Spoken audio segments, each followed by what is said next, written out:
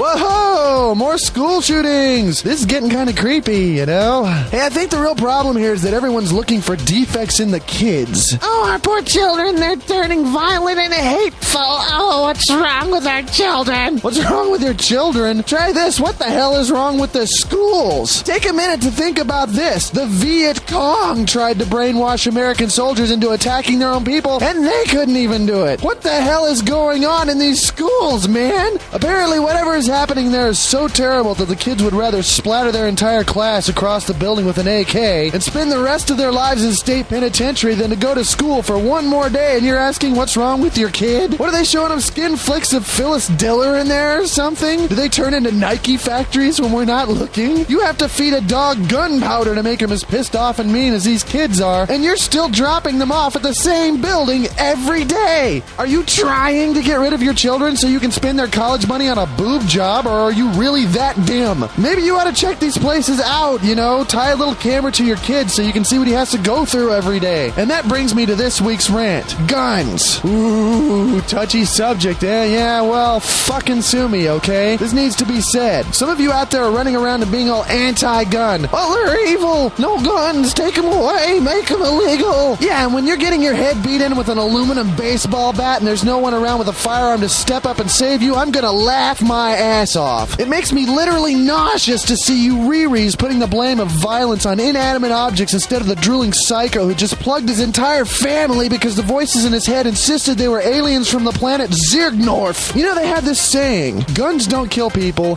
people kill people. But I think the meaning of that has been lost somehow. What it means is that when some brainless punk picks up a gun and drills the guy across the street with a .357 slug, you don't sue Smith & Wesson! Are you crazy? Do you have cheese mold inside your skull or something? Congratulations! Here's a guy who decided to ventilate someone's frontal lobe just for the fun of it, and you just took the blame from him and put it on a piece of fucking metal! Oh, guns are so evil! Ow! Grow a brain, okay? Guns cannot think. They cannot make decisions. They don't sit there and go, should I kill this guy or crack open a beer and watch Cops? The person did the killing, not the gun, and not the people who made the gun, you total waste of skin. You know, I've got this neon pink art pencil. It's absolutely terrible. It's the most ghastly color in the world. You can see this fucking pencil from space, okay? I can't even look at it without eye protection, much less use it in a drawing. It's completely useless. Well, I'm gonna take this pencil and I'm gonna hunt for one of you anti-gun freaks, and when I find you, I'm gonna do this nifty anime run and jump through the air, and I'm gonna scream, "Neon the pink, a bitch slap!"